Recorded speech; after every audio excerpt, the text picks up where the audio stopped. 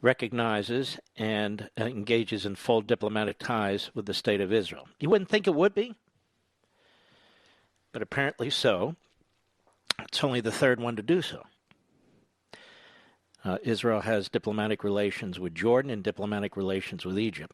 And in the case of Egypt, they had to give back conquered territory, including the Sinai Peninsula.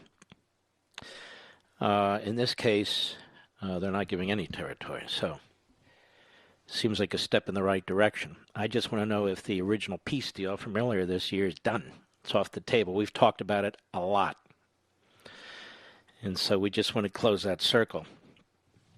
I keep hearing really rather loathsome comments by Biden and Harris, which attempt to convince you, thinking, smart American citizens, that Donald Trump is responsible for coronavirus-related deaths. Are they going to get away with this, do you think?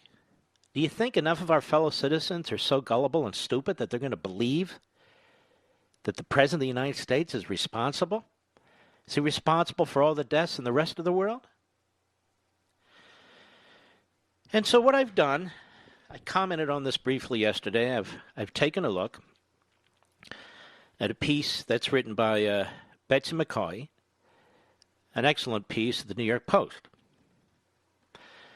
And she looks at the coronavirus deaths per 1 million population.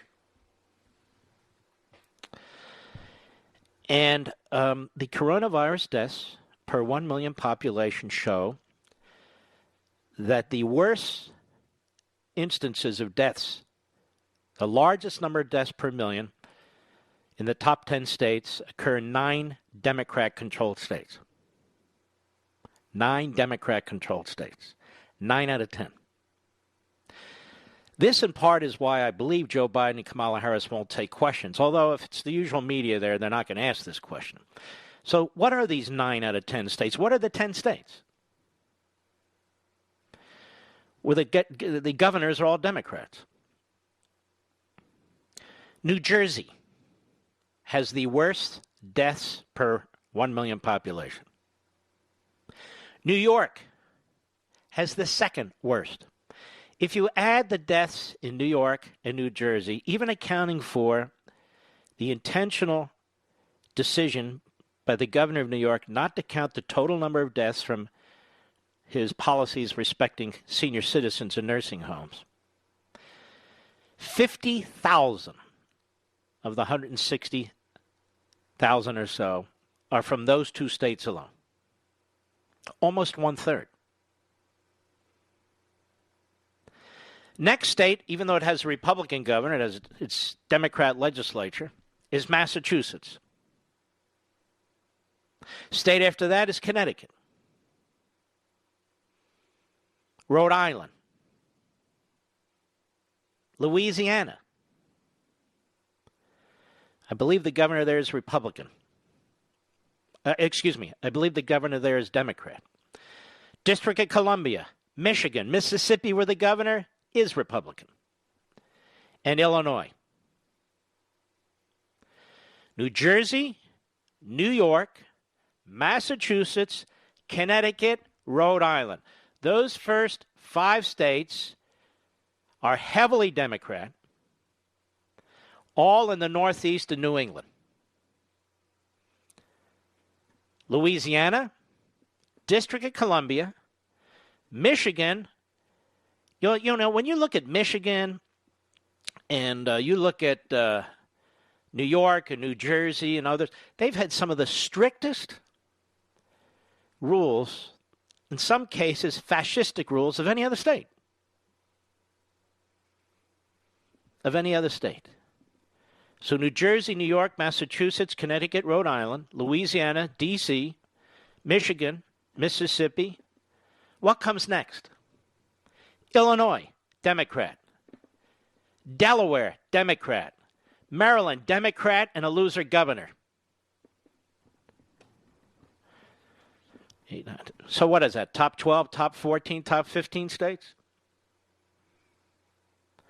This is why they're trying to blame the President of the United States. President of the United States, let me be very clear about this. And here's what's so cynical and dastardly about this. Biden and Harris and the Democrats and the media know this. President of the United States has no say over hospital decisions in any state. He has no say in whether they expand them, whether they allow them to be built. The governors do. He has no say in the number of ICU beds. The governors decide. He has no say in the number of ventilators they're going to acquire. The governors decide. The governors are also deciding on what they're going to allow their hospitals to dispense and when they can dispense them. And as you could see in the case of, in particular, New York and New Jersey, the governors set their own policies for their nursing homes. So the president doesn't run the healthcare systems in each state, the hospitals in each state, the pharmaceuticals in each state, the nursing homes in each state. No president does. None. None. And so when they blame the President of the United States for the number of deaths because they say he didn't act soon enough, what exactly are they talking about? What is it that he should have done sooner? Exactly what should he have done sooner? He had the same scientists. He inherited them from Obama Biden. He followed their advice. He even went further than their advice in closing the border to the Chinese and then the Europeans. He put in place a quarantine for the first time in half a century. I'm just doing this off the top of my head. First time in a half a century. What was he supposed to do earlier? Well, we didn't have enough masks. But that's the responsibility of the locals in the states. And so what did he do? The car companies, the computer companies, other companies, he directed them to produce masks. He directed them to produce ventilators. And as it turned out, we didn't need nearly as many ventilators as Cuomo and the other governors were demanding. And now we are a net exporter of ventilators. And now you can get a mask anywhere. And he's also pressing to get these therapies and vaccines done through the usual procedures, but he's cut red tape and regulations to get them done faster than normal, because normally it takes years. And he has coordinated efforts with pharmaceutical companies, with labs, with production companies, with scientists, private, public, universities. What else could he have done? Nothing. And you know how I know that? Because Biden and Harris, other than saying he didn't manage it properly, trying to blame him for deaths, wear your masks all the time, they have nothing to offer. Zero. There's nothing that they could have done better. Nothing. And so when we come back, I want you to hear what Joe Biden had to say about the China virus. And then I'm going to put this in context for you. We'll be right back. Mark Levin.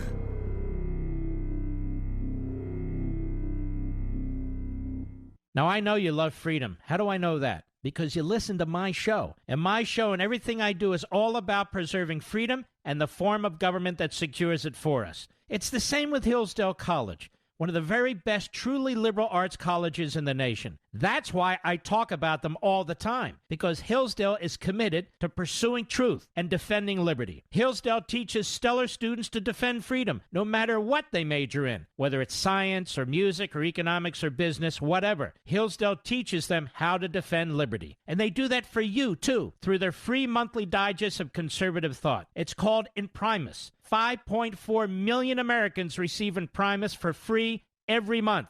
And you, my friend and fellow freedom lover, should be reading it too. You can subscribe for free at levinforhillsdale.com, Levin for Hillsdale.com. There's no strings attached. Generous donors who want to preserve freedom for future generations make it possible for Hillsdale to send Imprimis to you for no cost every month. Start receiving and reading Imprimis so you can know how to defend the freedom you love. Go to levinforhillsdale.com, Levin for Hillsdale.com, levinforhillsdale.com.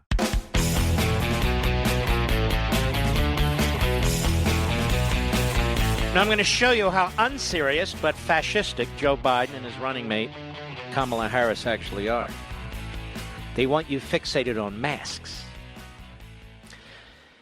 You understand the death rate in this country from the coronavirus is a fraction of 1%. You understand the median age of those who are dying from this are 78 years old. Right? I just want you to keep that in mind. Cut 12, go. And I'll end by saying that it goes back to the study some months ago by Columbia University, saying that we didn't have to be this way. If the president had acted sooner, would have saved just 1 week earlier. Have done what sooner? Have done what sooner? What are they talking about? A Columbia University study? Did a Columbia University study come out in January or February? Go ahead. 30-some thousand lives. 2 weeks earlier, I think it was 51 or 57,000 lives. I hope we've learned a lesson. Hope the president has learned the lesson. But again, this is not about Democrat, Republican, or Independent. Yeah, right. It's about saving Americans' lives. So let's institute a mask mandate nationwide, starting immediately, and we will save lives. The estimates are we'll save over 40,000 lives in the next 3 months if that is done. Of course, he's pulling those figures out of his brain cells from his tuchus. I'm going to say they throw out 40,000, president's responsible for 50,000, and these numbers come from nowhere. And, of course, he doesn't set any kind of policy or plan. So, mandate masks. I have a couple of questions. Under what authority? Under what authority does the federal government have to mandate that you wear masks? And he wants you to wear masks when you're outside. That's what he said earlier. When you're outside, wear masks. For 3 months, wants to mandate it across the country. So I would ask, Chris Cuomo was jumping up and down. Not Chris, the other idiot. What's his name? Andrew Cuomo. Talked about federalism. Where does that come from? And what's the fine? What's the penalty if you don't? And where are you going to put these people? I mean, we're going to have illegal aliens running around. They're not going to be detained. So far, 100,000 criminals have been left out by Democrat mayors and governors because of the coronavirus, they say, in prisons. He's worried about masks. He's apparently not worried about rioting and looting and arson that's taking place in our streets. Not a word about the massive murder rates jumping in our cities, particularly among African Americans, by African Americans. No. Wear masks whenever you go outside. This is bizarre. But the president should have said that earlier, I guess, right, Mr. Producer? I guess he should have said it earlier. Maybe he was listening to the science. On 60 Minutes on March 8th. March 8th. Cut 21, Anthony Fauci, go. Right now in the United States, people should not be walking around with masks.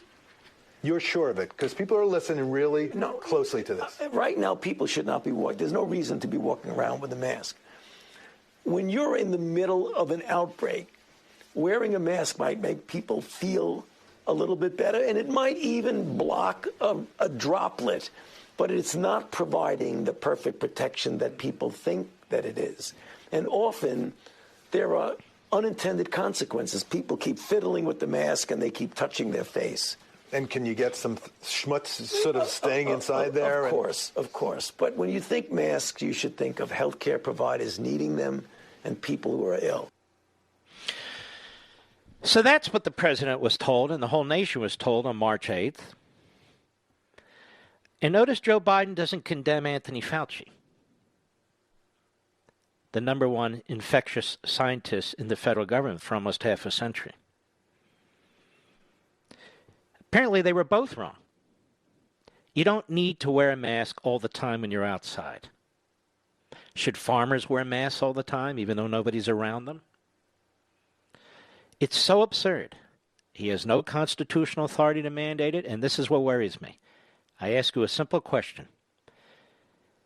The government that has the power to mandate that you wear a mask, even though the science doesn't compel it, when you're outside, no matter the conditions, no matter the social distancing, no matter the environment, is a government that's power is limited how?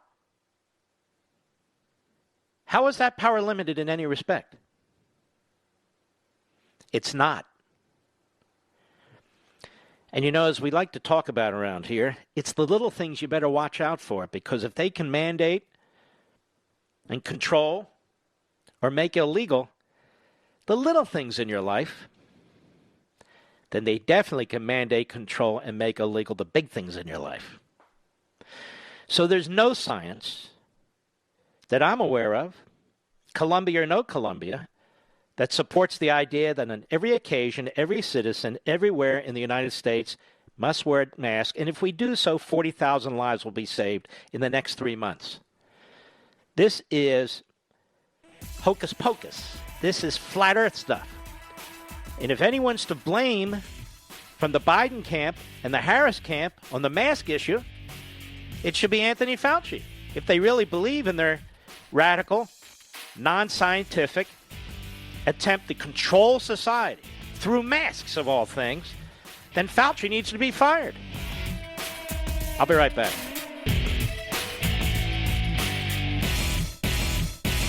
Now, I know you love freedom. How do I know that? Because you listen to my show. And my show and everything I do is all about preserving freedom and the form of government that secures it for us. It's the same with Hillsdale College, one of the very best truly liberal arts colleges in the nation. That's why I talk about them all the time, because Hillsdale is committed to pursuing truth and defending liberty. Hillsdale teaches stellar students to defend freedom, no matter what they major in, whether it's science or music or economics or business, whatever. Hillsdale teaches them how to defend liberty. And they do that for you, too, through their free monthly digest of conservative thought. It's called Imprimis. 5.4 million Americans receive Imprimis for free every month. And you, my friend and fellow freedom lover, should be reading it too. You can subscribe for free at levinforhillsdale.com, Levin for Hillsdale.com. There's no strings attached. Generous donors who want to preserve freedom for future generations make it possible for Hillsdale to send Imprimis to you for no cost every month. Start receiving and reading Imprimis so you can know how to defend the freedom you love. Go to levinforhillsdale.com, Levin for Hillsdale.com, levinforhillsdale.com.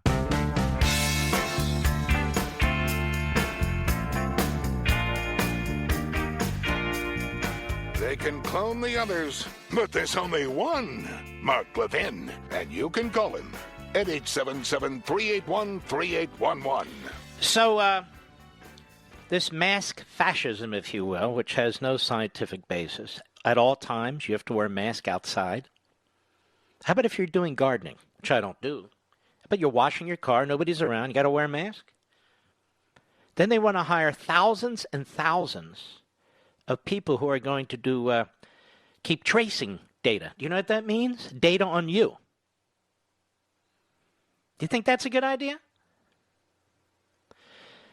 The civil libertarians of the Democrat Party are long gone. Long gone.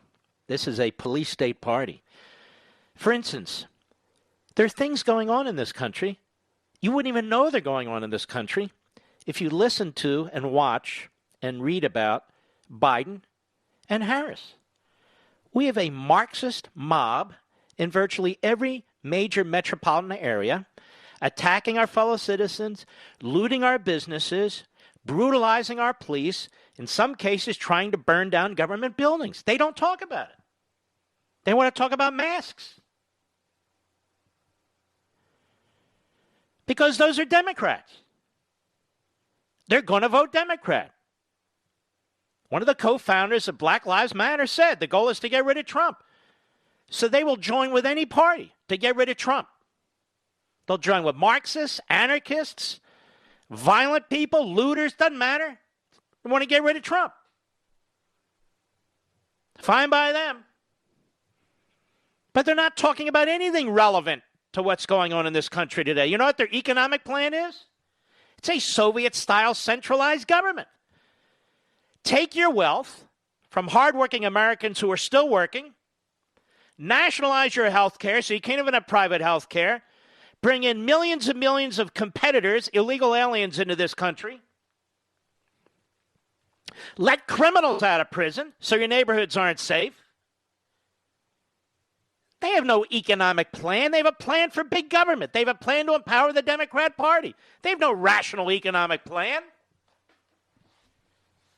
8-9 years ago, they were for suspending payroll taxes. Today, they're against it. 8-9 years ago, they never said it would hurt Social Security. Today, they pretend it'll hurt Social Security. It's incredible, these people. But Kamala Harris was standing there staring at Joe Biden the way Nancy Reagan stared at Ronald Reagan. And she was blown away by his massive leadership abilities, saying that he would find some way to force you to wear a mask, whomever you are, wherever you are, outside, anytime, doing anything, a midnight walk, whatever it is. And Kamala Harris found leadership. Cut 13, go. That's what real leadership looks like. We just witnessed real leadership, which is Joe Biden said that as a nation, we should all be wearing a mask for the next 3 months because it will save lives. No, it won't.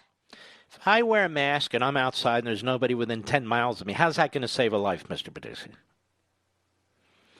I thought the test was 6 feet. Isn't that the science? Isn't that what Fauci said? And Fauci's Confucius. He's the Confucius of our time. He said 6 feet. Now it's 6 feet, 12 feet, 100 feet. Now it's not 15 days, 30 days. It's at least 3 months. And trust me, if these two stooges get elected, all of a sudden the virus won't matter. Don't worry about the masks, and on and on and on. Go ahead. And the thing about Joe that the American people know is that his role of leadership in our country has always always been... Shut been... up, you idiot. And yes, you're an idiot. You may be historic, so you're a historic idiot. Do you know in Hawaii they have the strictest mask rules in the nation, Mr. Producer? And they have the highest incidence of this virus? Did Columbia University write that up? No. These are statistics. Statistics. I have a better idea. I just thought about this, Mr. Producer. The liberals never stop talking, do they? They never stop talking. And these little drops and so forth they're worried about, getting and spreading and spraying, I think we should have a law nationwide for the next 3 months that all liberals, when they go outside, have to walk around with a sock in their mouth. What do you think of that? That's great leadership, Mark. That's fantastic leadership. That's the Mark Levin proposal. All liberals with their big mouths who never shut the hell up, for the next 3 months, you walk around with a sock in your mouth. I think that will be very, very effective.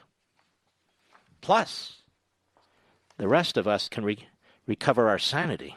We have our plan. And it's even worse than that. Well, they were trying to impeach the president, and Nancy Pelosi was in Chinatown getting wonton soup and urging the country to go, hey, what's the problem? What's the problem? Complete moron and loser. Anthony Fauci was telling us everything's cool. Everything's cool.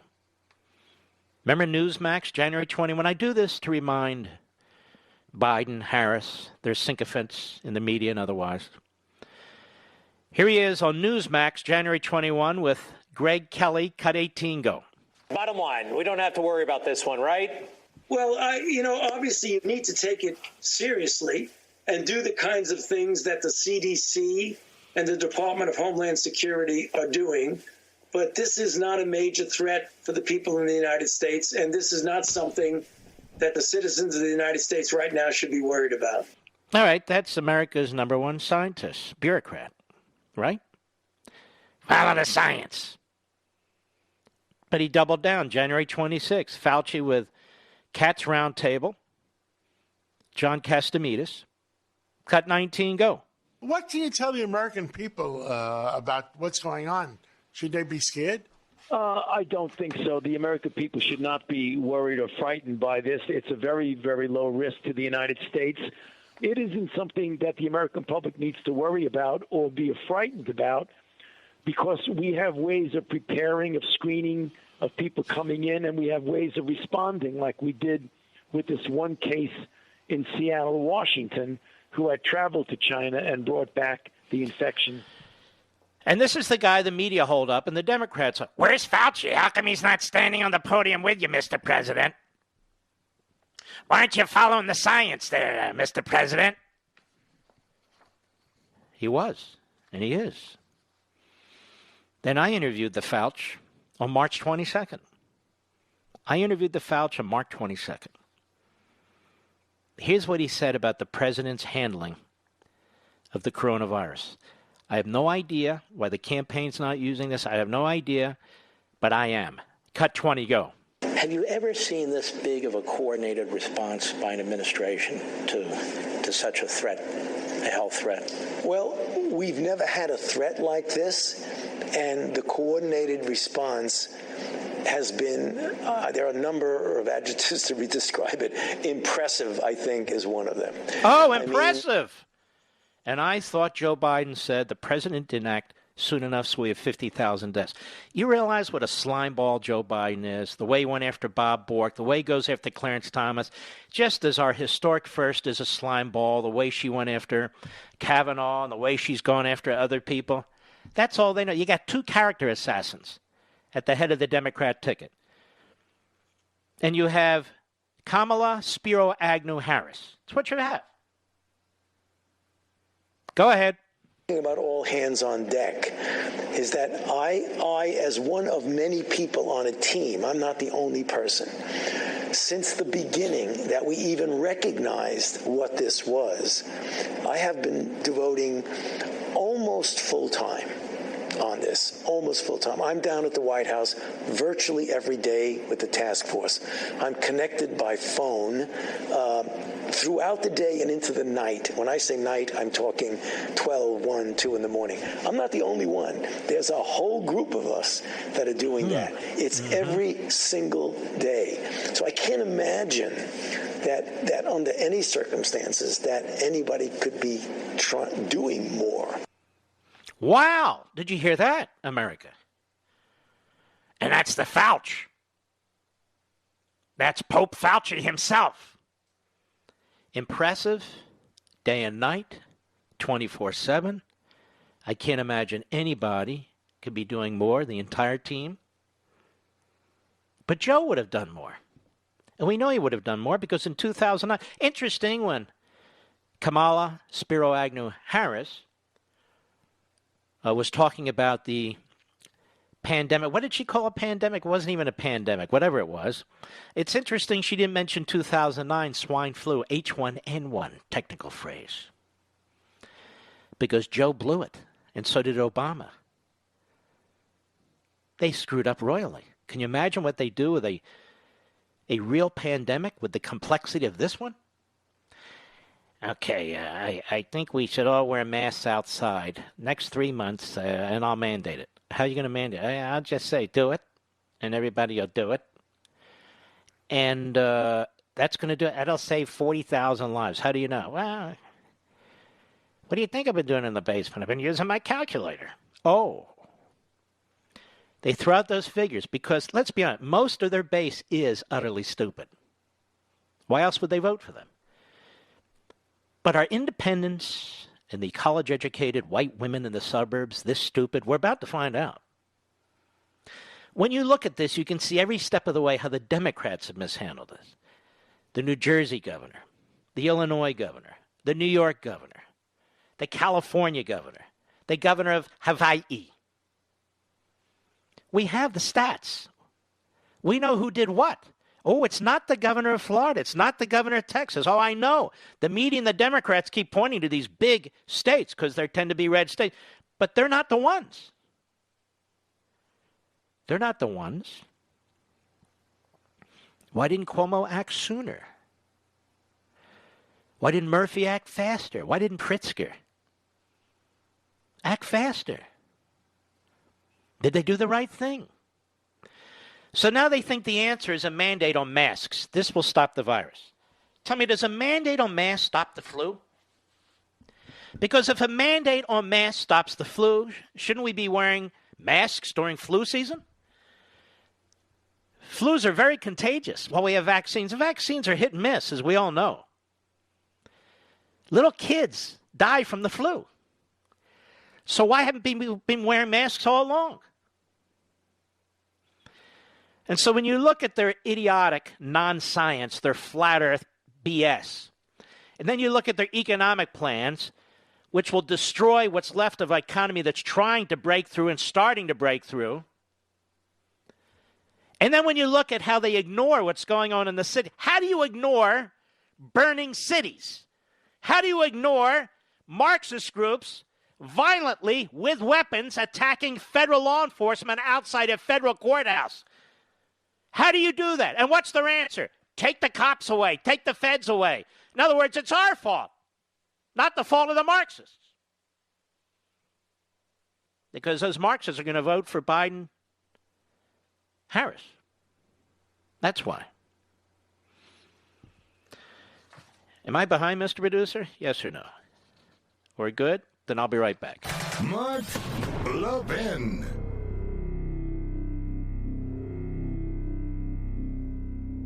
Now, I know you love freedom. How do I know that? Because you listen to my show. And my show and everything I do is all about preserving freedom and the form of government that secures it for us. It's the same with Hillsdale College, one of the very best truly liberal arts colleges in the nation. That's why I talk about them all the time, because Hillsdale is committed to pursuing truth and defending liberty. Hillsdale teaches stellar students to defend freedom, no matter what they major in, whether it's science or music or economics or business, whatever. Hillsdale teaches them how to defend liberty. And they do that for you, too, through their free monthly digest of conservative thought. It's called Imprimis. 5.4 million Americans receive Imprimis for free every month. And you, my friend and fellow freedom lover, should be reading it too. You can subscribe for free at levinforhillsdale.com, Levin for Hillsdale.com. There's no strings attached. Generous donors who want to preserve freedom for future generations make it possible for Hillsdale to send Imprimis to you for no cost every month. Start receiving and reading Imprimis so you can know how to defend the freedom you love. Go to levinforhillsdale.com, Levin for Hillsdale.com, levinforhillsdale.com.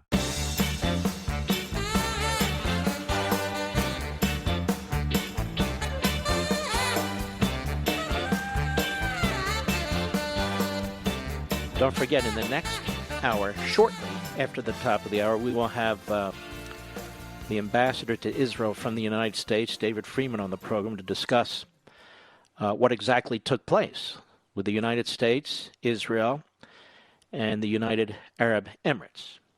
The following hour, we will have the ambassador to the United States from Israel, Ron Dermer, who will discuss the same thing from the perspective of Israel. I can tell you already how preposterous Biden and Harris are. See, they like to talk about unity, but they have to trash everything. They have to trash everything. That's their view, because they really have nothing to run on.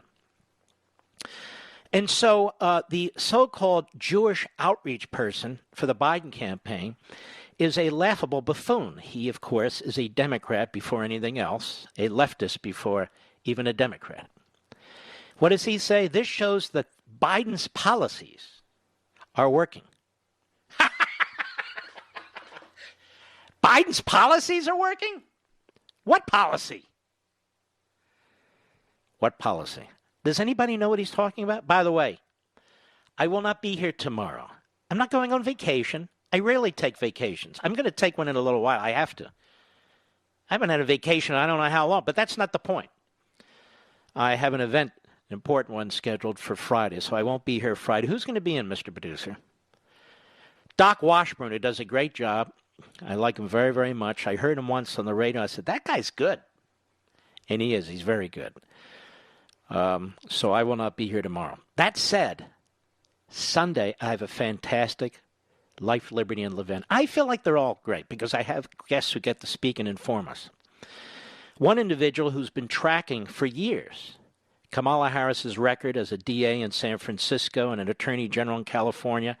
That will be the first half of the program. The second half of the program will be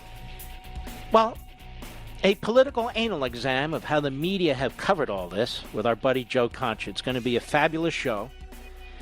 Incredible content. So I hope you'll watch us Sunday, 8 p.m. Eastern, the number one show on Sundays, really on News Talk Cable and on Fox. I'll be right back.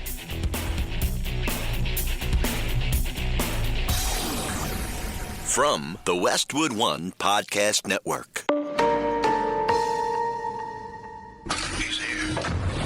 He's here. Now, broadcasting from the underground command post, deep in the bowels of a hidden bunker, somewhere under the brick and steel of a nondescript building, we've once again made contact with our leader, Mark Levin. Hello, America. Mark Levin here. Our number, 877-381-3811, 877-381-3811. It's amazing what goes on in Washington and New York and the media and the politics and the parties. So we're told now there's a poll. There's a poll out, Mr. Producer, that the people polled, which they say is representative of the American people, and I never believe that, but okay, we'll play along. 74% of the people believe you should wear a mask when you're outside. So, of course, Joe Biden says you should wear a mask when you're outside. Why are we doing polls on that? I thought we're supposed to follow the science. The science. Okay, are we following the polls or the science? The science doesn't say everybody should wear a mask all the time when they're outside. How ridiculous is that? How ridiculous is that? But the poll says 3/4 of those polled said we should. So is the science following the polls, or the polls are not following the science? So why do they keep playing this poll on TV, Mr. Producer? Who cares what the poll says? Maybe 74% of the people say, you should drink vodka every night. Okay, great. What does that have to do with anything? Nothing. So this is the game with the media, with others. Oh, we have a poll. 74% say we should do this. Okay, is that the science? No, not really. Oh, and a growing percentage of parents say they don't want to send their kids to school. Is that the science? Has nothing to do with the science. That's not science. All right, I made my own little list. You remember last evening when I mocked the New York Slimes and the Washington Compost in the front page, and how they and the Associated Press and George Stephanopoulos, ABC and the others were pushing the propaganda that Kamala Harris is a pragmatic moderate. She wants to decriminalize illegal immigration. She compared Immigration and Customs Enforcement Service to the Klan. She wants government-run health care paid for by you and me for illegal aliens. Just imagine that alone. She wants to eliminate private health care for 160 million Americans. All you folks who get health care through your employer or your union, she said she wants to eliminate it. She's a co-sponsor of the Green New Deal. That will destroy every single smokestack industry. Steel, aluminum. It'll destroy the automobile business. It'll destroy the economy. Because the Green New Deal was cooked up by Marxists in Europe and adopted by Marxists in America. To put a fine point on it, she wants to eliminate fracking. And she wants to eliminate all fossil fuel use within 10 years. How are we supposed to take a jet anywhere, Mr. Producer? Automobiles? I want you folks that have a car that uses the combustion engine, which is 99.999% of you. I want you to think about the costs now that you're going to have to pay for another car. Or how your car, the value is devalued. These have real consequences and unintended consequences. I'm just getting started on the pragmatic moderate Kamala Harris, a.k.a. Kamala Spiro Agnew Harris. They want to repeal the tax cuts of 2017, which were specifically aimed at the so-called middle class, and they want to massively increase taxes on all Americans by trillions. She supports abortion at every level. I call it infanticide. And she insists that every taxpayer fund it, including those who embrace a faith or a science that tells them it's babies. Because you see, when it comes to abortion, I guess as long as you're wearing a mask, Mr. Producer, it's okay. The abject hypocrisy and utter rejection of science by the left, while wrapping the word science around all their bizarre and outrageous and in some cases evil policies, is appalling. Is appalling. She would require states that want to place even modest regulations on abortion to get the approval of the federal government in advance. See, this is authoritarianism and police state tactics. There's no constitutional basis for this. But it gets better. She said she would ban legal firearms. Legal firearms. By executive order. You're going to change the Constitution by executive order? This is why when the president does an executive order on, say, unemployment compensation, for which there is precedent, I mean, I'm not thrilled with it, but I'm not all worked up about it. But an executive order to alter the Constitution of the United States? She believes in the Obama-Biden war on the suburbs, where the federal government will control zoning, where single homes will essentially be eliminated and replaced with high-density, low-income housing. Now, why do the liberals say that's an attack on black people? Don't white people live in high-density, low-income housing too? Of course they do. But they stereotype. This is the way they win, or they think they win. She supports packing the U.S. Supreme Court. Even FDR was rejected by his own party when he tried that. This is how moderate and pragmatic she is. And she supports eliminating the filibuster. Any one of these things, just one, is a death in the heart of this republic. Now, what does she propose doing about the rioting? Nothing. What does she propose doing about Antifa? Nothing. The attacks on federal courthouses? Nothing. Well, that's not correct, Mark. She believes in defunding police forces all across this country. She believes that federal law enforcement shouldn't protect federal facilities. That's a unique one. And she embraces BLM. She said during her speech the other day, Black Lives Matter. Even though Black Lives Matter is a hate America, hate Jew, hate capitalism organization funded by Marxists all over the world.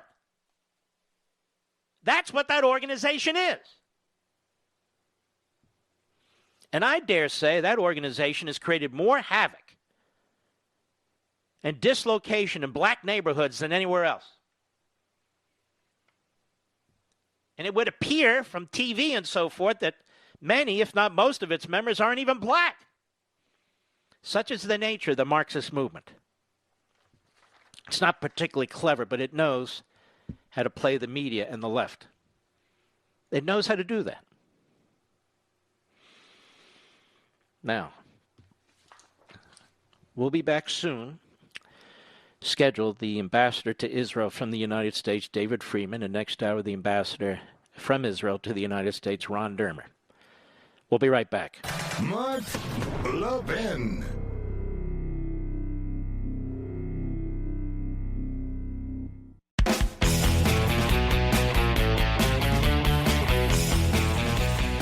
Welcome back. It's a pleasure to have the ambassador to Israel from the United States, David Freeman. How are you, sir? Hi, Mark. How are you? It's always great to be with you. It's a pleasure. It's a pleasure. So tell us exactly what happened today. Well, the words peace and the Middle East rarely go hand in hand. There hasn't been a peace agreement between Israel and an Arab nation since 1994, 26 years ago. Today we changed that. Today, with the help of President Trump, acting as an honest broker, we were able to achieve something historic, an agreement for normalization, for peace between Israel and one of the most important Arab nations in the world, the United Arab Emirates. It'll include the exchange of diplomats, the establishment of embassies, direct flights, commercial cooperation, military cooperation, trade. This is, really a once-in-a-generation achievement, and we're very proud of it. Let me ask you a question about this. Now, wasn't the UAE at that event that I was at, you were at several months ago at the White House when the first peace deal was announced? Am I right about that? You were right, and they were recognized, and they actually received some very flattering applause. All right. So here's the question my audience has. Annexation. I don't even like that word. I call it sovereignty. That's the right word. Yeah, and it was in the original deal. Yep. And now apparently Israel's willing to put it off, at least temporarily, in exchange for this Arab country and other Arab countries coming forward and putting in place recognized diplomatic ties. Is that correct? Do I have that right? Yes, temporarily, correct. That word temporarily is important. So it's not off the table. It's suspended for now, correct? Yes, all the parties, we put out a joint statement. The words were chosen carefully, as these joint communiques always are, and we used the word suspend. And suspend, by definition, means that it's temporary, and that's the intention. Now, if more Arab countries join, and do you anticipate that, or who knows? We're pretty optimistic that we're going to get more Arab countries to join. I just want to ask you, I'm trying to think it through. So if more Arab countries join, does it become harder and harder then for Israel to assert or reassert its sovereignty over these areas in the original agreement? No. I think just the opposite, Mark. Remember, you spoke about January. What happened in January? We put out a peace plan. That peace plan included a map. That map included our proposal that all of the Jewish communities and in Judea and Samaria would remain or become, in certain cases, part of sovereign Israel. That's what prompted this entire process between Israel and the Emirates, that Israel was willing to put on the table what was a reasonable proposal with respect to going forward. That's how the parties began to move closer.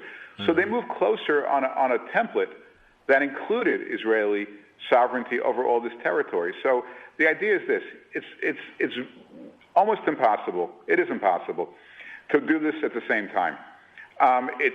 You have this rare and historic opportunity for peace, and so the president's direction to us was let's do this. Let's do this for Israel. Let's do this for the Emirates. Let's do this for the children and grandchildren of the Israelis, and get this locked down, and then try to extrapolate it to as many countries as we can.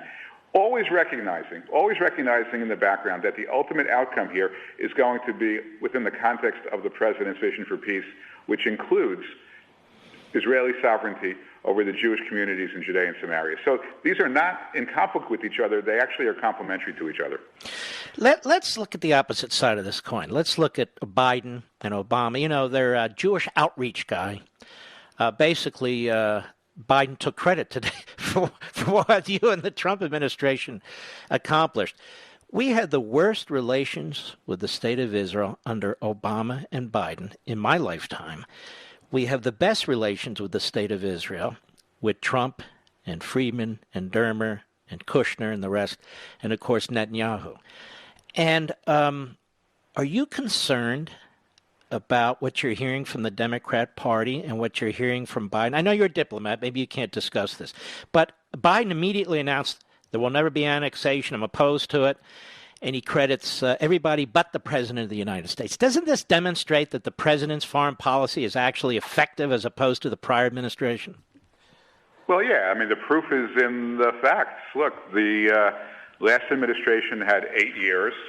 All they did was alienate their best friend in the region, Israel, and they alienated some other good friends as well within the Gulf. And, they achieved not a single significant diplomatic agreement with anyone. They funded Iran. That's not true. They had one with Iran. Well, okay, it may be significant, but only significant because it's so terrible, and it resulted in hundreds of billions of dollars going to Iran. And what did they do with the money? They didn't do it to shore up their healthcare system or their education. They spent it on ballistic missiles. They funded terrorism in Yemen, Iraq, Lebanon, Syria. I mean, whoever thought that the Iran deal might have been good, on the front end of it, couldn't possibly think that it was a good deal a year later. And this is something that people are talking about going back to, which I think would frankly be a catastrophe for the entire world, especially Israel. So yeah, look, they look, even the Bush administration was not able to achieve any significant agreements. There hasn't been a peace agreement since 1994. So look, I think the way the president has acted here, primarily, how do you build peace? The first way you build peace is to build trust. And the president achieved a huge amount of trust with the state of Israel. And to his credit, he also achieved trust within other players within the Gulf. And that's how you make peace. When people trust you, they're willing to go forward and take a chance. This is, by the way, compared to prior peace agreements, Israel made peace with Jordan. They gave up almost 2/3 of their landmass. When Israel made peace, with Egypt. When Israel made peace with Jordan, they had to enter into the Oslo Accords, which ended up to be a disaster. Here, this is actually a peace agreement among equals who respect each other, who, no one's conceding anything to the other. There's no territorial concessions involved. These are two countries who've gotten up and said, you know what, we're better off being on the same page, on the same side. Not only do we have common threats and common challenges, but we have huge opportunities, huge upside here. And all of that got done because I think they had trust in the president. Now, in addition to Biden, who seems to be upset by this, the Palestinians seem to be upset by that. Of course, Hamas, which is a terrorist group, we all know that. But Abbas, I believe they yanked their ambassador from the UAE, or they demanded that he come in for a reprimand or something of that sort. I mean, that's not exactly the way toward peace for the Palestinians, is it? No, it's not. I think that that behavior was deplorable, but I also think, it's sort of kind of the last phase of grief before they actually come to the recognition that they actually need to get to the table. They had this fantasy somehow that their interests were so important that they could block, other nations from pursuing their own self-interest. And, the Emirates, to their credit, said, look, we're going to act for the benefit of our citizens. We're going to do what's best for us, and we're going to make peace with Israel. And if the Palestinians don't like it, we're sorry, but we're doing what's best for our country. And I think, it's a tough realization for the Palestinians because they've always thought that they could, threaten the Arab world into being anti-Israel. I think they now know that they can't.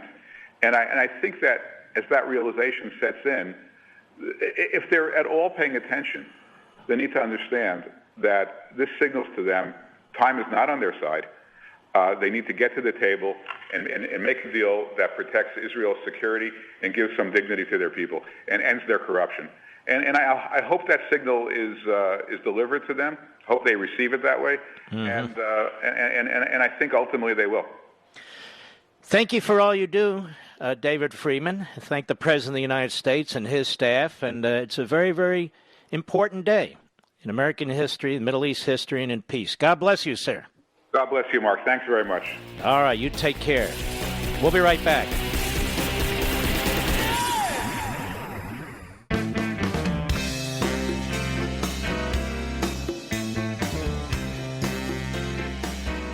When the going gets tough, a tough get.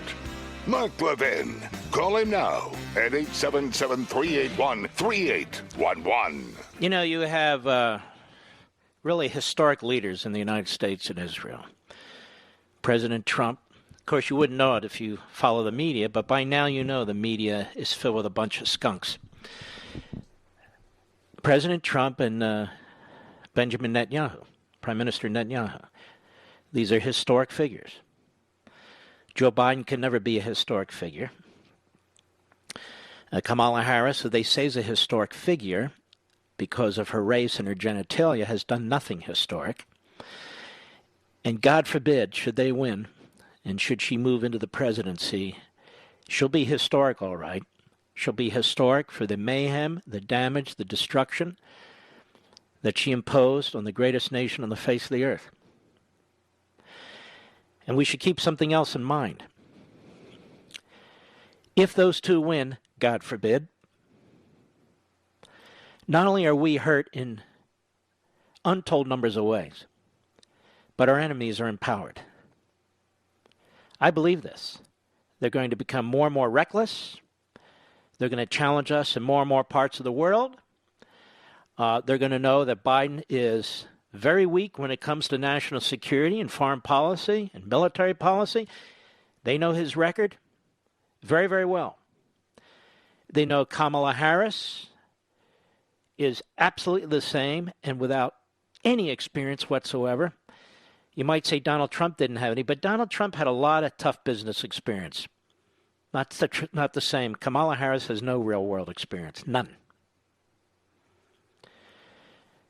And so I believe and I fear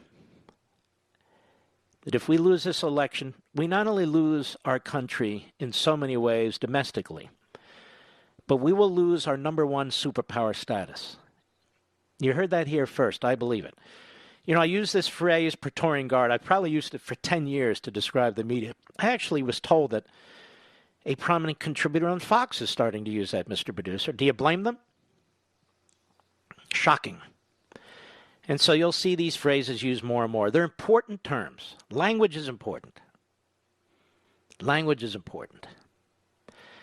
So is ethics, but very few people have them in this business. That said, I think we will severely damage our liberty, our families, our faiths, our founding documents, the nature of government, the nature of a civil society if it's left, and we will empower our enemies, and they will become increasingly provocative and aggressive, because from their perspective, put yourself in the shoes of a massive genocidal maniac like Xi of China, or Un of North Korea, or Yabba Dabba Doo over there in Iran,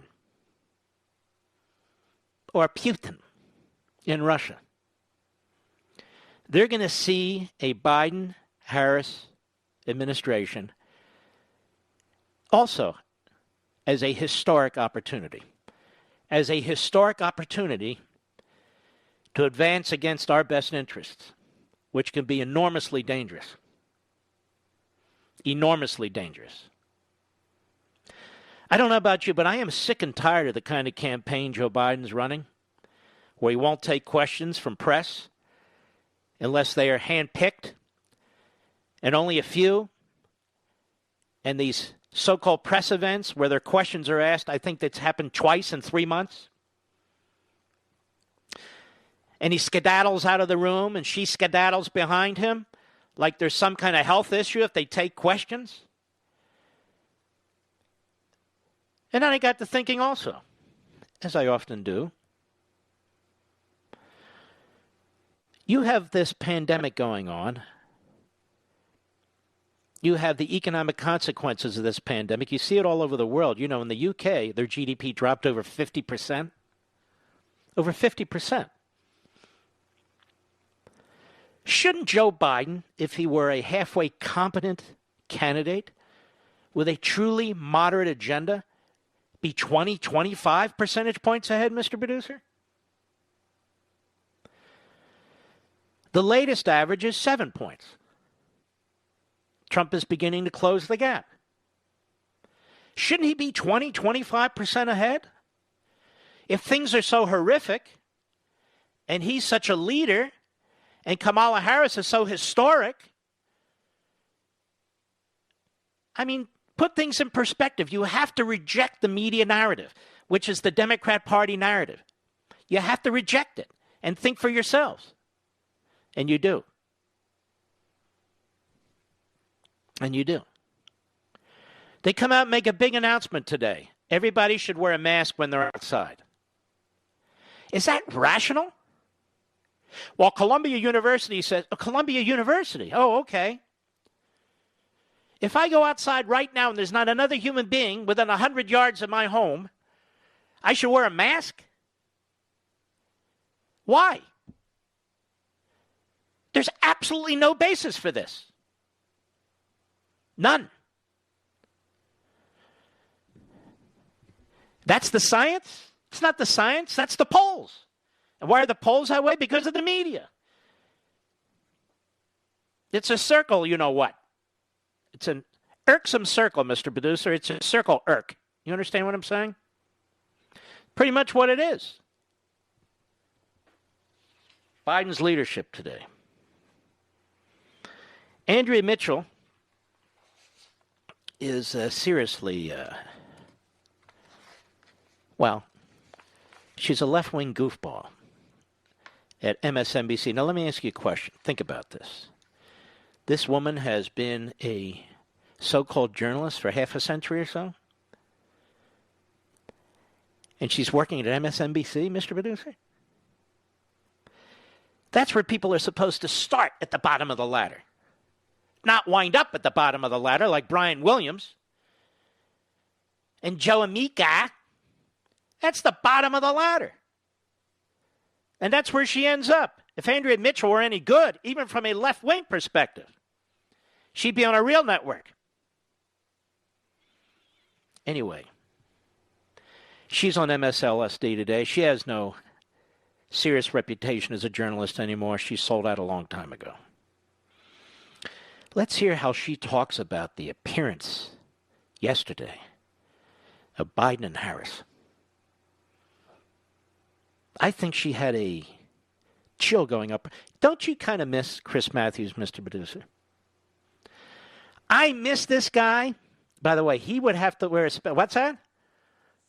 Oh, yes, his slobbering, his spittle. This guy would definitely have to wear a mask outside no matter how far away he is from anybody. His spittle, he has a world record for a spittle, for the projection of spittle. But anyway, we have Andrea Mitchell. Cut 14. Hat Tip Newsbusters. Go. And it is game on. Joe Biden, Kamala Harris will receive a public health briefing today on the coronavirus as their campaign kickoff made clear President Trump's handling of the pandemic will be a central focus of their attacks. And Kamala Harris will be a major weapon in prosecuting that. And Kamala Harris is going to be Spiro Agnew. I keep saying that. I wish they would repeat that on the various programs. So, Kamala Spiro Agnew, Harris, she's a major weapon. And, of course, the focus is going to be attacking the president on the pandemic. Can you imagine this? We have far more cancer deaths in this country, and they play games with this pandemic. They play games. For the media, it's all a joke. They claim to be concerned about their fellow citizens. They don't give an S about their fellow citizens. Are you kidding me? Maybe Andrea Mitchell should go back to 2009 and take a look at the swine flu and the H1N1. Maybe Andrea Mitchell will take a look at how Joe Biden handled that. Go ahead. It was a rollout unlike any other, with the new running mates addressing a small group of reporters and campaign staff in a high school gym in Delaware while remaining socially distant. Biden praising Harris as an ideal governing partner, calling her smart, tough, and experienced. Wow. Biden did that, Mr. Producer? You mean Biden praised his running mate? That's unbelievable. A governing partner, smart, tough, experienced. Was she smart, tough, and experienced when she called you a bigot? Was she smart, tough, and experienced when she said she believed the accusers? The multiplicity of women who accused you of molesting and fondling them, Mr. Biden? Andrea Mitchell, NBC News. She remember this, Andrea? Do you remember this, Andrea? Go ahead. How to make the hard calls. She's ready to do this job on day one. Who's that? Oh, it's Joe. Forgot what Joe sounded like. He's been in the basement so long. She knows how to make the hard calls. Yeah. About you and molesting women, about you and segregation. I remember those hard calls. She's ready to do the job on day one. What job? Oh, no, she's a historic figure. Go ahead. They also underscored the historic moment. With the COVID-shortened campaign now in full swing, the Democrats delivered a scathing indictment of Donald Trump's presidency. Really? Are you kidding? They did? A scathing indictment of the Donald Trump presidency. From two of the biggest Democrat character assassins in the Democrat Party? Oh. Go ahead. America is crying out for leadership. Yet we have a president who cares more about himself than the people who elected him. And how so? He gave up billions and billions of dollars. He's come under attack, under criminal investigation, unconstitutional impeachment. They spied on his campaign. Cares more about the people, himself, than the people who elected him. You know what? This isn't reporting. This is like Russian propaganda. This is like communist Chinese propaganda. We have such a great First Amendment, and these weak frauds just set a match to it every time they open their mouths. Andrea Mitchell, you should be ashamed of yourself. If you want to be a commentator, okay, be a commentator. I'm a commentator, but don't pretend to be a journalist when you're not a journalist. You know exactly what you're doing. You're a fraud. Absolute fraud. I just played clips of Fauci, what he said. Why don't you play those? Why don't you put in context what Harris has said? Why don't you tell the truth to the American people? Go ahead and finish it up if it's still there. Go ahead. Already playing up their partnership, with Biden tweeting this image of the candidates dressed almost identically in blue suits with the caption, "Let's get to work, Kamala Harris."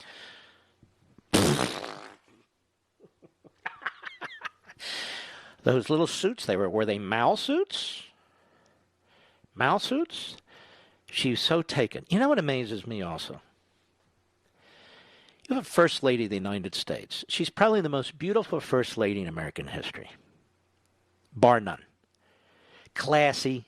Speaks 5 languages fluently. Self-made woman. Multimillionaire. Dresses like the model she is beautifully. Wonderful taste. Do they ever give that woman any credit for anything? No. But there's Kamala Harris with Joe Biden. And they're both dressed in blue suits. Wow. Maybe they'll both be dressed in striped suits one day. Or orange suits. You never know. But Michelle Obama, the greatest we've ever seen and heard. Kamala Harris, the greatest we've seen and ever heard. You never hear about our First Lady, who's an immigrant, who is exceptional, intelligent, a beautiful woman. What did she do this week? Do we know? No, we don't know because they don't report it.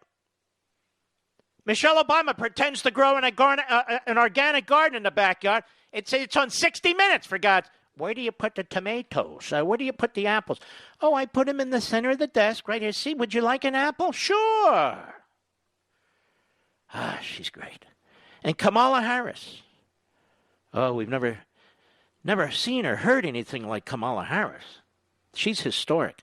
What about our historic First Lady? Forget her. I'll be right back. Mark Levin.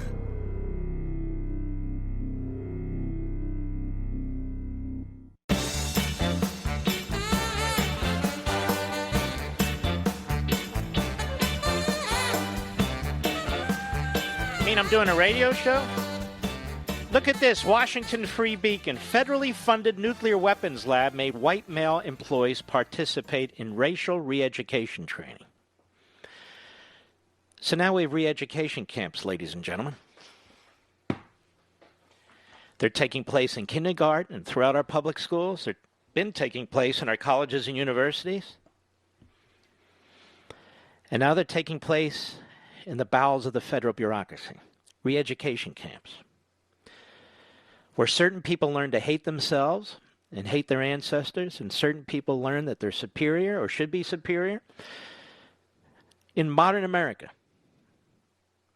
In modern America. Re-education camps. That's what they are. Let's not mince words.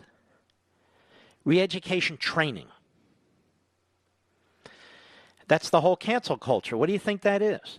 You either abide by this or you're fired. You either abide by this or you're demoted. Or shut your mouth. It's all about re-education. It's about indoctrination. And this is how the left conquers a great country.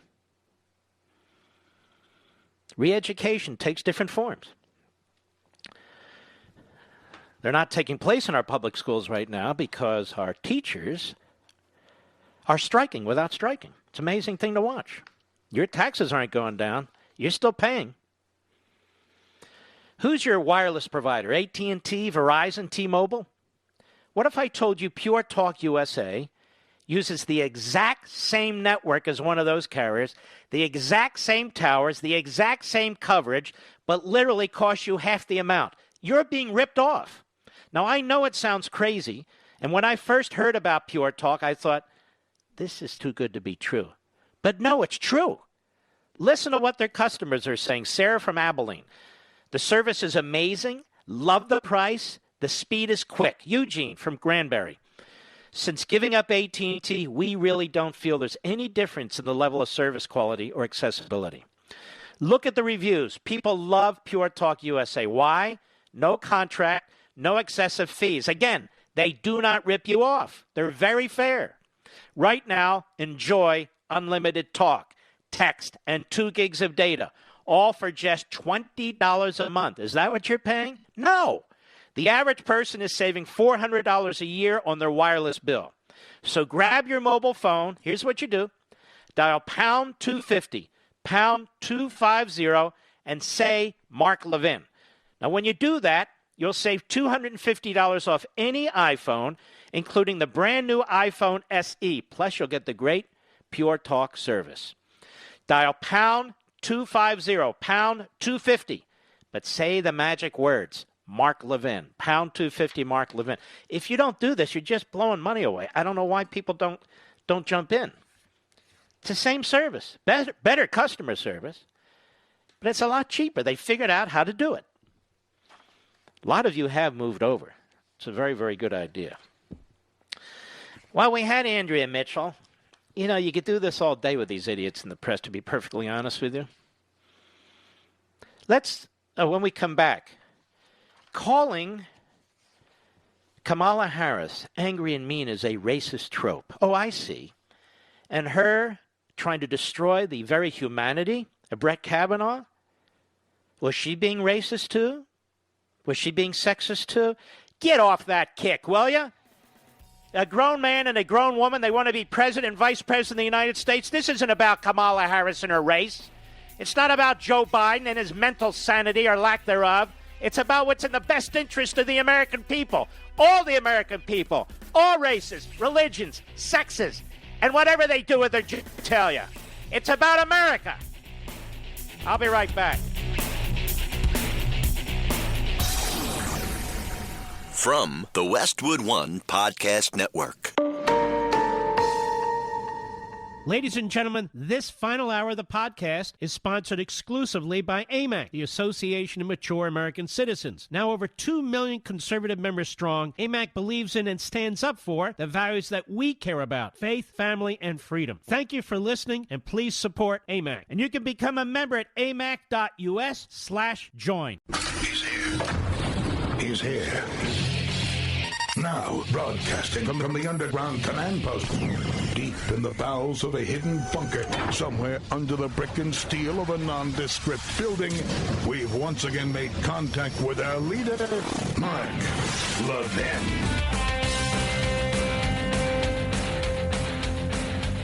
Hello, America. I'm Mark Levin. Our number, 877-381-3811, 877-381-3811, heard throughout America, throughout the world. And that includes the great state of Israel. And we have the ambassador from Israel to the United States, Ron Dermer. How are you, sir? Great to be with you, Mark. It's a great day for Israel, great day for peace. Well, we had Ambassador Friedman on here a little bit ago, and he was very, very happy with this arrangement. Tell us your impressions from the Israeli side. Well, it's certainly a historic day. It's the third Arab country Israel will make peace with. The first one came with Egypt in 1979. We had to wait 3 decades before being able to forge that historic breakthrough. And then we waited another 15 years to have peace with Jordan. We had a de facto peace with Jordan for about 25 years, but to formalize it, it only happened in 1994. And it's been over a quarter century, Mark, since we last had a peace agreement with an Arab state. And I think what's different about this one is the previous peace agreements required some pretty major concessions from Israel. In the case of Egypt, it was the Sinai, which is about 2 to 3 times the size of Israel, that Israel had to withdraw from to make that peace. It was a land for peace proposal. In the case with Jordan, they went to a peace with Israel after Oslo, which also required Israel to make concessions that proved to be quite dangerous. In this case, Israel's not making territorial concessions, and I think we have on the table a peace agreement that the president put forward a few months ago that is very important and anchors Israel's vital security and national interests. And now, instead of doing land for peace, we're doing peace for peace. And so we're very pleased with this, and we think it's a truly historic day. And I think you're going to see more days like this in the weeks and months ahead. Are you hinting there may be more Arab countries lining up? Yes, absolutely. Look, I think a lot of people believe, Mark, and were trying to convince us for many years that the road to peace with the Arab states must go through Ramallah. They must go through the Palestinians. Without making a final peace with the Palestinians, you're never going to be able, this is what a lot of people said, you're never going to be able to make peace with Arab states. It is true that the road to peace with the Palestinians goes through Ramallah, but the road to peace with Arab states does not. It goes through Cairo, it goes through Amman, and now it's gone through Abu Dhabi, and it's going to go through other capitals as well. And I think that's very, very important, because if we had a Palestinian partner who wanted to make peace, we would have made peace a century ago. Mm-hmm. But we don't want to give the Palestinian leadership veto power over Israel normalizing its relations with the Arab world. And I think because of the leadership of President Trump, because what you have seen from his team, we now have this historic breakthrough when Israel's not making these concessions, and we're showing that, yes, Israel can make peace with our Arab neighbors, and we don't have to trade land to do that. We can have peace for peace. And the Emirates, if your listeners don't know, is a very serious Arab country. It's a great source of technology and innovation in our region, extremely prosperous and well-run country. And I think that the relationship between Israel and the UAE is going to really help foster prosperity throughout the region. I think you're going to see this happen across the board. We're looking at tourism, at trade, at direct flights. Obviously, there'll be embassies, but cooperation in health, technology, environment, water, you name it. They're a commercial hub for the region, and Israel is the second great center of innovation in the world after Silicon Valley.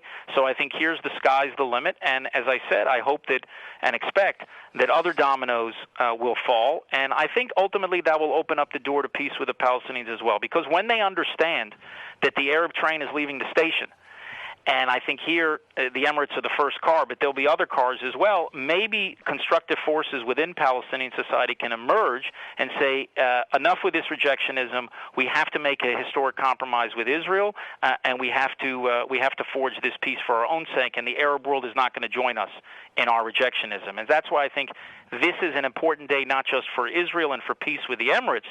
I think ultimately it helps advance a broader peace in the region. What happens to sovereignty?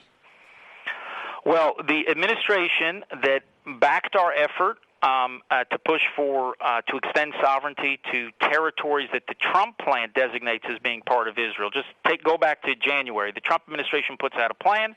It calls for certain territories to be part of Israel in the future and certain territories to be designated for a future Palestinian state if they ever deign to negotiate a peace with us. Now, the Palestinians, of course, rejected it, as they have every single plan over the last century.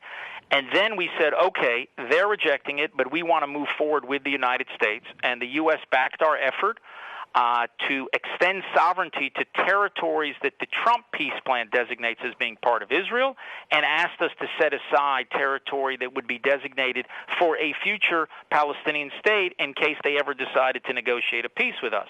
As this process was unfolding, this opportunity came about where the Emirates approached the United States and said, look, we're willing to normalize with Israel. And the administration came to us, President Trump and his team, and said, look, I'm committed to sovereignty for Israel over these areas, but I ask you to suspend it now and focus on normalizing Israel's relations with these Arab states and give me the time and space that I need, that the administration needs to engage in this historic process. And they're not coming with promises in the future, Mark, of what may happen. They actually came with something in hand, which is a historic breakthrough, and I don't think it's going to be just one. I think that you're going to see several. And that's an important offer that was made to Israel, and the Prime Minister of Israel agreed to temporarily suspend sovereignty, not to permanently take it off the table, but to temporarily suspend it to give the president the time and space he needs to effect this. Remember, this is a president that has done so much for Israel. He withdrew from the dangerous nuclear deal with Iran that was a great threat to the security of Israel and, frankly, the security of our Arab neighbors. He recognized Jerusalem as our capital. He recognized Israeli sovereignty over the Golan Heights. He has been unequivocal of his backing to Israel's security. He has been unwavering in his defense of Israel at the United Nations. And when a president like that, who stands so firmly with Israel, comes to you and says, hey, guys, can you give me a little time and space in order to advance peace? We say, yes, we will give you that time and space, and that's why we're so excited about what has happened today and what we think will happen in the very near future. It is exciting, isn't it? I mean, this truly is historic, particularly if sovereignty isn't taken off the table permanently, and that's still something that can be addressed down the road, and particularly if you have additional Arab states that are stepping up. I mean, I never thought I'd see this, did you?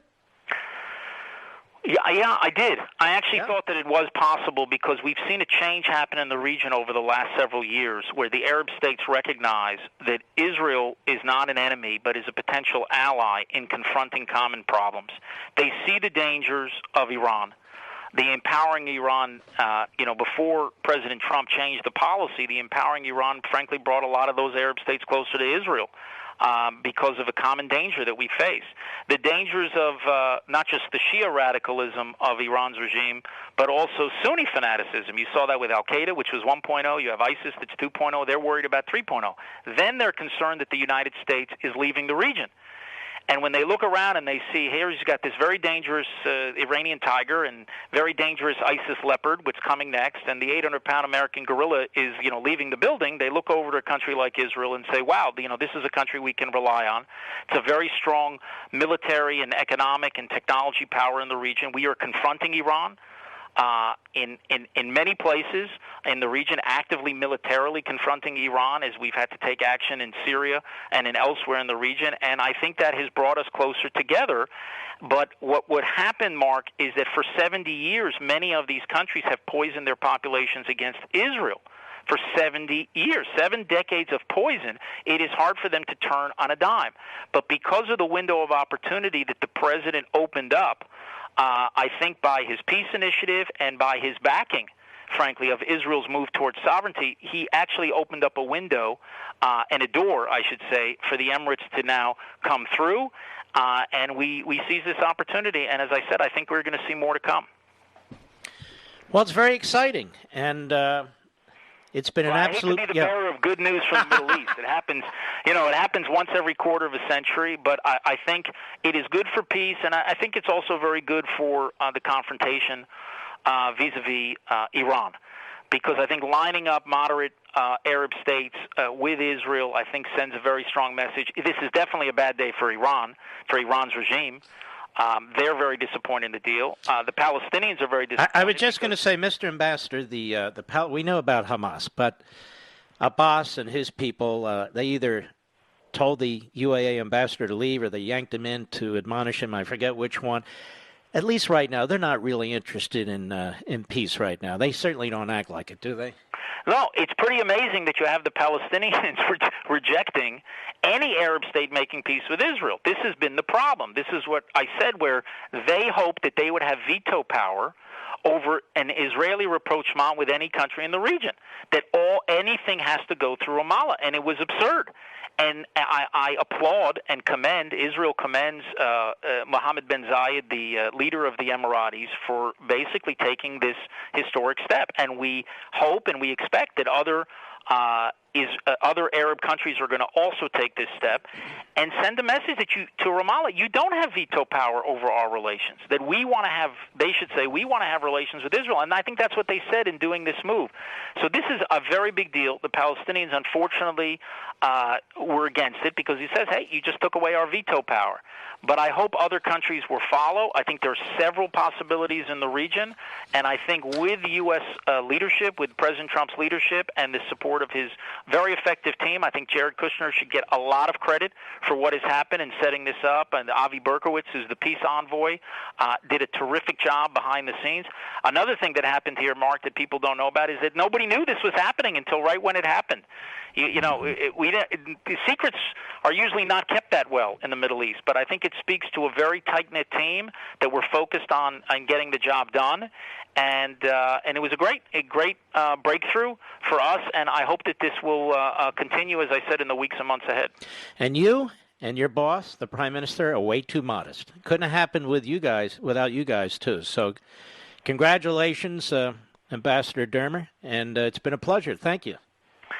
Thank you. It's been an honor to serve as ambassador here in the United States, a country I was born in, and just the greatest force for good of any. Wait a minute, you're not leaving yet, are you? I'm sorry? You're not leaving today, are you? No. Right. I've been extended. I've been into January, so hopefully by then we'll have some more agreements that we can announce. But the United States, I hope, and all your listeners know that it has no greater friend than the State of Israel. We know that we have no greater friend than the United States of America, and we share interests, we share values, and I think share a real powerful sense of destiny. And we'll continue to do whatever we can to strengthen this indispensable relationship that we have with you. Well, God bless you, and be very, very well. Best to everybody. Take care. Thank you. All right, you too. That's Ron Dermer. Great English, isn't it, Mr. He speaks beautiful English, because he was born, as he said, in Florida, in America, to an Israeli mother and an American father. And superb individual. And we will be right back. Mark Levin.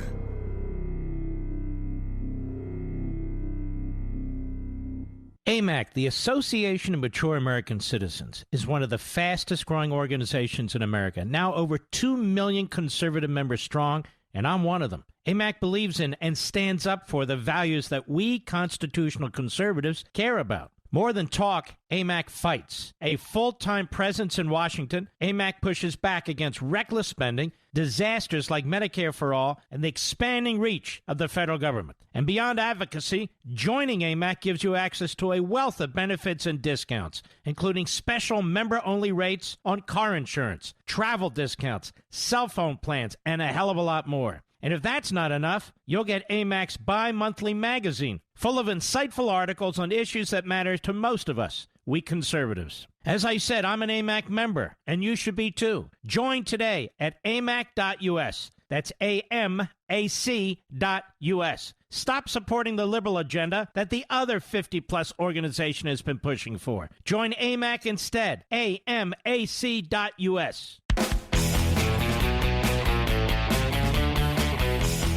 Well, now we've had both ambassadors, the ambassador to Israel from the United States, the great David Friedman, the ambassador from Israel to the United States, the great Ron Dermer, and they both are very, very pleased. And I believe the nation of Israel and the United States should be extremely pleased about this too. This is a serious peace accord, and not just on paper.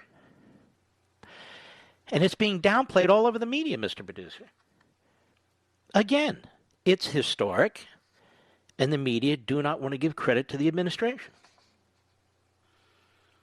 If it had been Biden, for God's sakes, oh my God, we've never had such a great man. All right, Mr. Producer, I don't have the call screen up, so it's left to you to tell me to whom I should speak. Give me a name. Mark, New York, on the great WABC. Go. Yeah, hi. You changed the topic. First of all, thank you for taking my call. Yes, sir. You changed the topic. You changed the topic since I called in, but when I called in, you were. I'm sorry. Let's circle back for you. How may I help you? No problem. I just wanted to share. I had a dentist appointment this week, Monday, in New York City. Wait a minute. You had a dentist appointment? Yes. What's wrong? I have a cavity. You have a cavity? Yeah, I need a filling. Are you eating too many sweets? Too much sugar, my friend? I think so, yeah. Do you get cavities often? When I was younger, recently I didn't have in the past few years. But And how old are you, sir? 28. How many fillings do you have? 6 or 7. Holy mackerel. How many crowns do you have? Or caps? 2. Have you had any root canal, sir? 2. Do you brush regularly? Yes. Do you use Crest or Colgate? Colgate. That's your problem right there. Who the hell uses Colgate? My wife uses Colgate. I use Crest. That's your problem right there. Really? Yes, sir. Now let me ask you this. Do you use mint, regular? What do you use? Regular. How come? Well, mint is going to help me more. It just tastes different, you know? Yeah, Do you but I don't like the drink a whole lot of taste. coffee? May I ask you that question? 1 a day. One a day. Are your teeth yellowing? No. Okay, now you're only 28. You know, you want to live to 98, so you gotta cut back. Are you heavy? What are you? No. Very fit. You're very thin? Yep.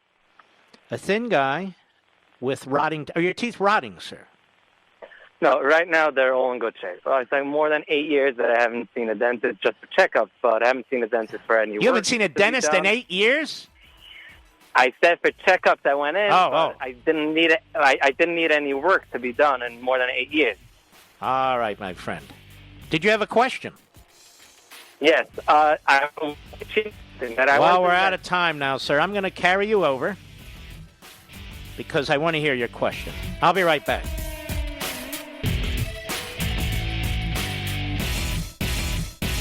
AMAC, the Association of Mature American Citizens, is one of the fastest growing organizations in America. Now over 2 million conservative members strong, and I'm one of them. AMAC believes in and stands up for the values that we constitutional conservatives care about. More than talk, AMAC fights. A full-time presence in Washington, AMAC pushes back against reckless spending, disasters like Medicare for All, and the expanding reach of the federal government. And beyond advocacy, joining AMAC gives you access to a wealth of benefits and discounts, including special member-only rates on car insurance, travel discounts, cell phone plans, and a hell of a lot more. And if that's not enough, you'll get AMAC's bi-monthly magazine, full of insightful articles on issues that matter to most of us, we conservatives. As I said, I'm an AMAC member, and you should be too. Join today at amac.us. That's AMAC.us. Stop supporting the liberal agenda that the other 50-plus organization has been pushing for. Join AMAC instead. AMAC.us.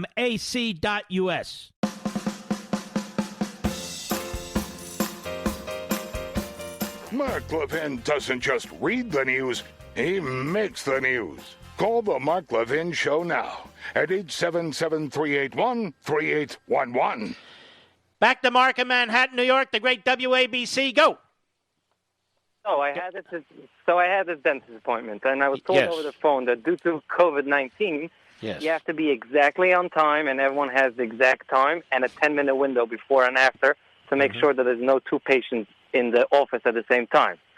So when I come in, I guess the dentist wants to cut his budget, or there's no need for a secretary, so he does the secretary's work himself. I come in, he checks me in. Wait a minute. The dentist is also the secretary?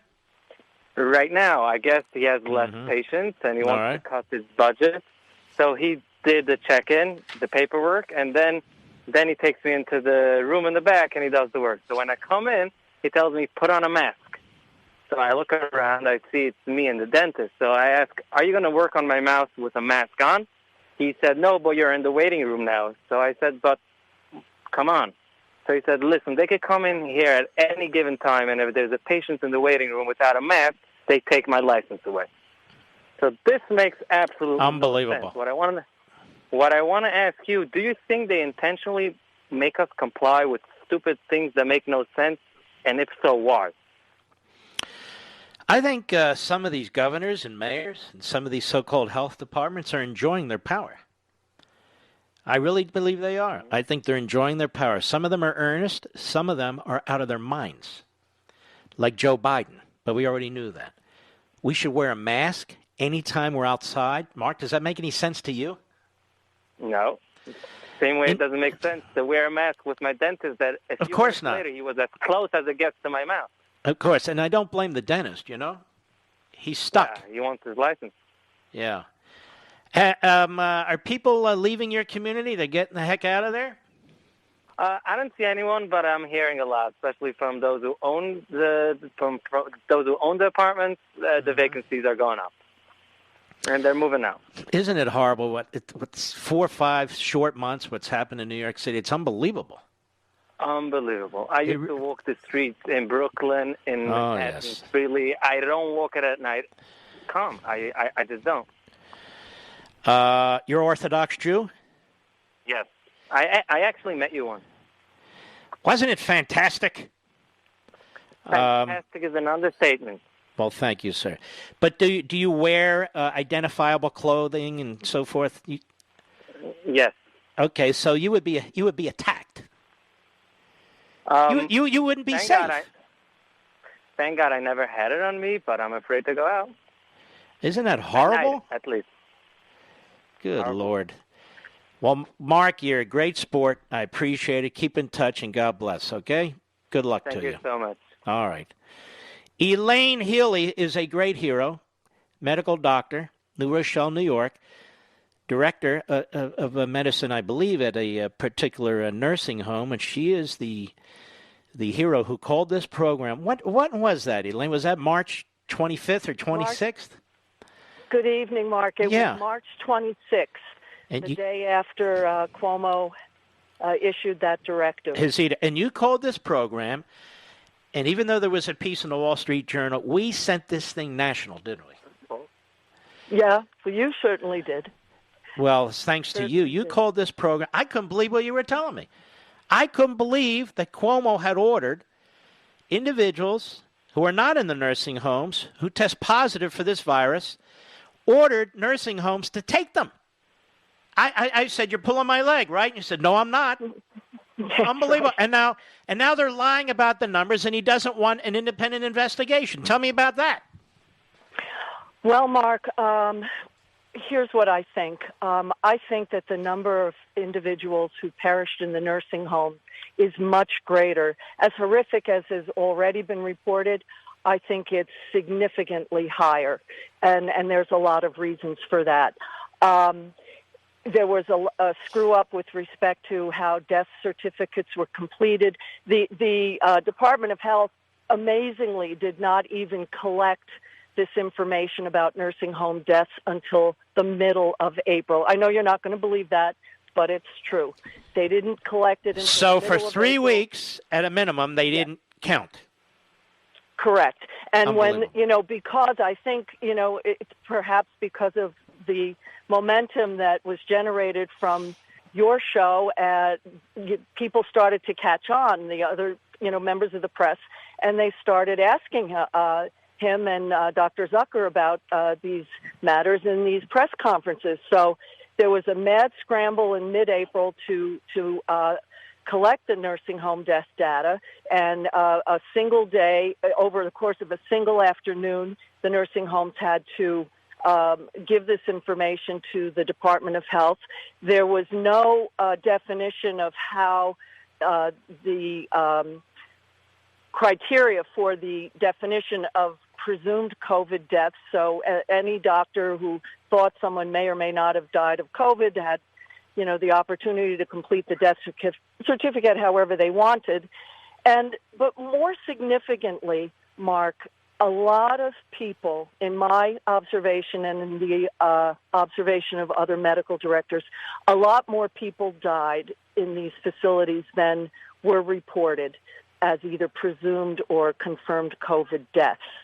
And there's a lot of reasons for that. I think that COVID took people for reasons and in ways that we weren't expecting, so we didn't think that COVID was responsible. But large numbers of nursing home residents, larger numbers died than were accounted for. And I'm trying to get this information from the Department of Health. I've requested through the Freedom of Information Law accounting for the exact number of nursing home residents that died during those weeks. And I suspect it will be far greater than the average numbers that succumb in a given month. And there are ways that you can apply some simple statistics to figure out when deaths are caused by something other than normal causes. And this is an indirect way to get at the information, but there's far greater numbers than I believe than have been reported. Well, he doesn't want an independent investigation, Cuomo. Well, it's like pulling teeth to get the information. You think this is a cover-up right now? I do. And you know that they publish their own investigation. But here's the irony, Mark. In a healthcare organization, if you have something happen or even have the risk of something happening that could put lives and limb at risk, it's called a sentinel event. And if you do that as a healthcare organization, you're not allowed to investigate yourself. You have to get an outside agency to come in by their very own rules. If a nursing home did something, let's say a patient almost wandered out of the building and almost went out the door, you have to call in an outside agency to investigate your organization. You can't do it yourself. So the mere fact that they're trying to, say that they didn't do anything wrong is against their own regulations. It's incredible. They absolutely should have an outside agency come in, and it should be something like the Joint Commission. Isn't it amazing that Congress has no interest? Cuomo hasn't been required to testify. Well, they asked him to. But he refused. I think Steve Scalise and some... The Republicans in the House, but Nancy Pelosi, and she doesn't seem to want to get to the bottom of it, and I don't hear any Republicans in the Senate. No. But in the state legislature, they've just had hearings, and I think they're making an effort. And it's actually a bipartisan effort, but I don't know where it's going to go. But thankfully, the issue has been kept in the public eye, and as long as it is, he will not be viewed as the hero that he thinks he is. He was actually doing a victory lap with charts and everything. Yeah. How do you live with yourself? I mean, it's just amazing to me. You don't have to answer that. Listen, you have been terrific. Call anytime, Elaine Healy, and you deserve some kind of medal. Because as far as I'm concerned, you alerted me to this.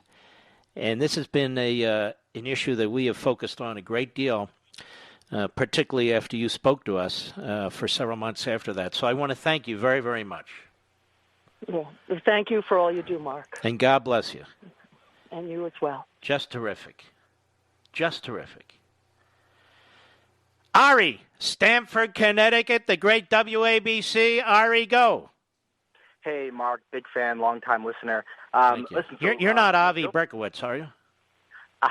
Similar name, but no, I do. I just want to make sure you're not calling under a pseudonym. Go right ahead. No. So Joe Biden takes credit for this historic deal between Israel and United Arab Emirates. First of all, isn't that? I mean, what a classless, appalling buffoon. He's in his basement. Everybody else is doing the hard work. This administration pulls off with no other administration, and he takes credit. But you know what, Mark? He's right. Because under Obama propped up Iran, gave him $150 billion, this disastrous nuclear Iran deal, and he pushed all the moderate states towards Israel. So, I mean, yeah, Biden is right in a way that they did help out with this deal because now all the moderate countries are. The problem is Biden's now saying he would reintroduce that deal with Iran. So, in other words, he would undermine all the efforts. He would undermine all the incentives that are in place now. And we go back to square nothing, square zero. Well, I don't really think Biden, knows what he's doing, or I don't even think he knows where Israel or the UAE is. So, I'm not really. Yeah, but Bernie Sanders does, and he runs the place. I agree. Let me ask you another question about the Democrat Party. They're all upset. I see this pathetic site that Dan Abrams started called Mediaite, Left-Wing Kooks. I see others, too, about this woman. I don't even know who she is. Apparently, she won a Republican primary, likely to be a member of Congress. She's into this Q ideology or conspiracy, whatever that is. I don't even know what that is. And they keep pounding, and I'm thinking, you celebrate Omar, where the Democrats actually endorsed her, and she's a full-throated Jew hater. You celebrate Rashid Tlaib, who is the same thing, a full-throated Jew hater. She gets the backing of the establishment Democrats, the backing of Pelosi, the backing of Bernie Sanders, and nobody says a damn thing about it. 100%. How does Pelosi go on record and say that she is pro-Israel, supports Jews, and she backs his anti-Semites? I'll tell you how. Because unfortunately, my brother, there's enough liberal Jews in this country, like liberal Catholics and so forth, who put their party first and their morality and their common sense second. That's exactly what's going on. Liberalism is an ideology, or as my wife likes to say, it's a religion, and it's all powerful. It's all power. I mean, it's more than anything else. It's like the Democrats. The Democrats, it's about party, not country. It's about power, party, not country. Go ahead, sir. Exactly. No, Mark, I 100% I echo exactly what you're saying. And you have all these liberal Jews who will put the Democrat Party before our homeland, before our religion. By the way, we can say this. We're both Jewish. Go right ahead. Exactly. And and I know you just had an Orthodox Jew on earlier, and I just want to tell you I'm a proud Orthodox Jew living in Stamford, Connecticut. And I support this president 100% from day one. When he moved the embassy to Jerusalem, when he recognized the Golan Heights, Judea and Samaria, our homeland, where Abraham... Well, you're going to have to get brothers and sisters out there voting en masse because, our liberal so-called brothers and sisters outnumber us. Ari, I got to go. Thank you, my friend. I appreciate it. We'll be right back. Mark Levin.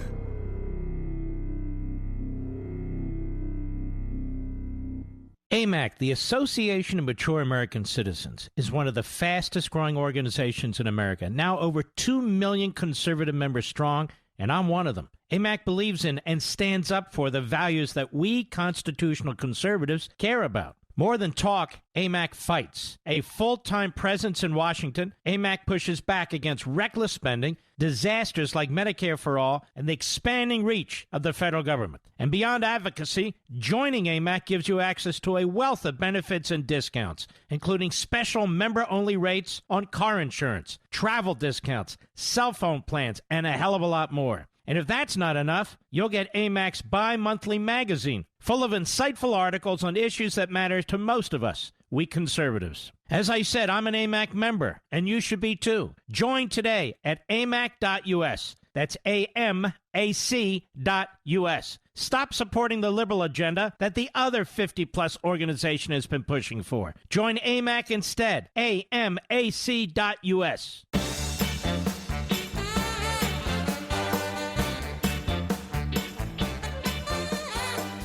Who did I want to go to here, Mr. Producer?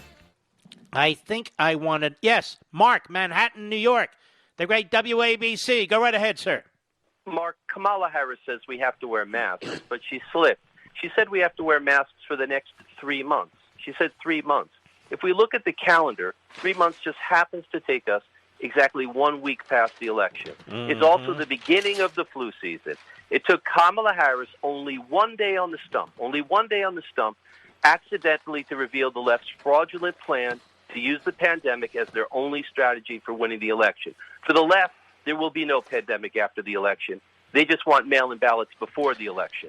They say they follow science, but science has been following leftist politics for a couple of days now. And no one in the mainstream media is going to call her out. But just like Joe Biden, she'll make more mistakes, and she will call herself out. It's a brilliant point. The 3 months, you're right, just happens to take you right through Election Day. And you know what that mask is when everybody's wearing them, even on occasions when you don't need to? It's the scarlet letter. So they want you to wear the scarlet letter. I wouldn't have to wear this but for Trump. Then they're going to blame Trump. You're wearing masks because of Trump. They want to keep the economy shut down. You're unemployed because of Trump. Their unions want to keep the schools closed. Well, their kids aren't going to school because of Trump. When Trump is trying to do the opposite of all this. It's a brilliant, brilliant point, and you're right. God forbid, if they win, you watch, all of a sudden their policies will change with respect to that. And then comes out the iron fist with the brass knuckles. And that's when our liberty is threatened in every way because they're going to view this as a year or two where they can do whatever they want until they're really found out. So we have to make sure that doesn't happen. Brilliant call, Mark. I appreciate it. So I won't be here tomorrow. I hope you'll tune in, 8 p.m. Eastern Time. You can DVR it. Life, Liberty, and Levin on Sunday on Fox. It's going to be a massive program, very, very important. We salute our armed forces, police officers, firefighters, and emergency personnel. And don't forget Levin TV.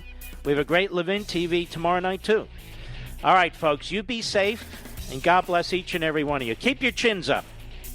All 4 of them. From the Westwood One Podcast Network.